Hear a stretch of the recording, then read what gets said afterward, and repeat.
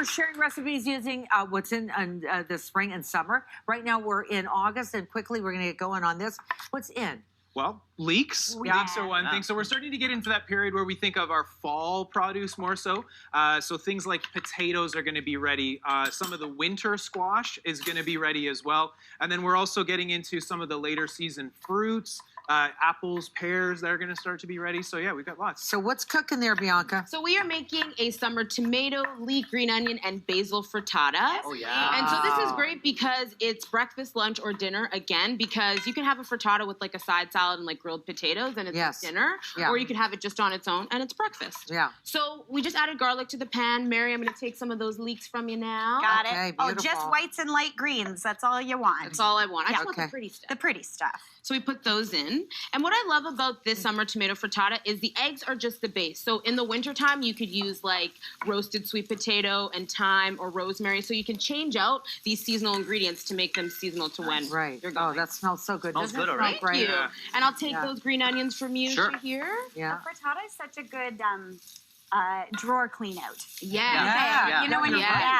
Well, when you hide it under the cooked eggs, I mean, people are just like, oh my God, it's so fancy. And you're like, I was actually cleaning my fridge. So then we add the tomatoes. So we want to highlight the freshness of this season, but we also just want to make sure we cook out some of this liquid because it will like make it hard to set. Especially with the You know, tomato. break those in. Yeah. And so Owen is just finishing off the eggs, and you're going to whisk them really quickly and add cream and Parmesan cheese. Love the touch of cream. That's nice. I like when things are like silky and smooth. Yeah. And we have to live. It's just this much cream. It's not like we're adding a ton. Yeah. Live your I life. want to live, Bianca. Live your life. I just like the way that looks right now. And then you also, it's really important when you're doing a frittata that at this stage you taste it because this is the last opportunity you'll have to taste it before it goes in the oven and comes out. I think that's a note to Marilyn and Owen. So Well, you know what? People talk about you behind your back when you serve them unseasoned food.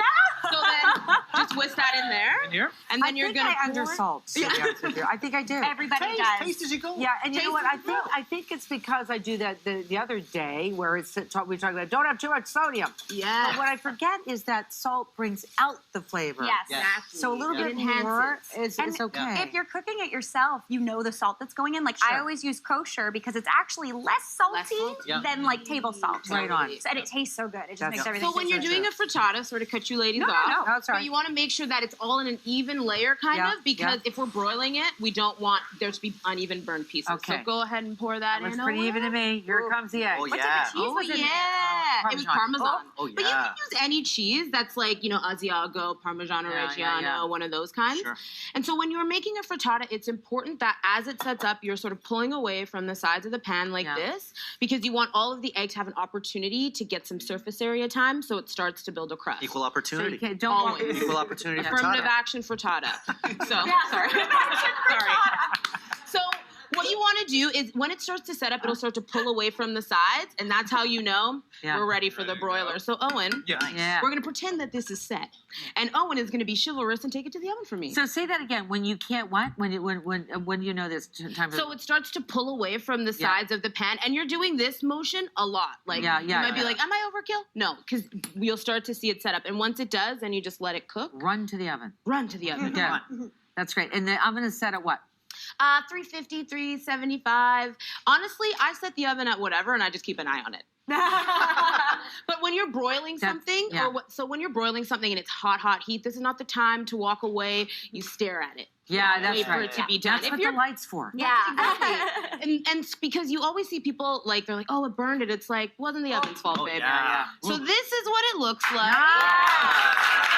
Very good. And then we just garnish it. All right. Hey, listen, everybody. If you're stuck in a rut planning your family meals, we want to hear from you. You just go to maryland.ca, click on Be on the Show with your stories and photos. That looks delicious. When we come back, Owen's 5-step plan for veggie garden success. We'll be right back.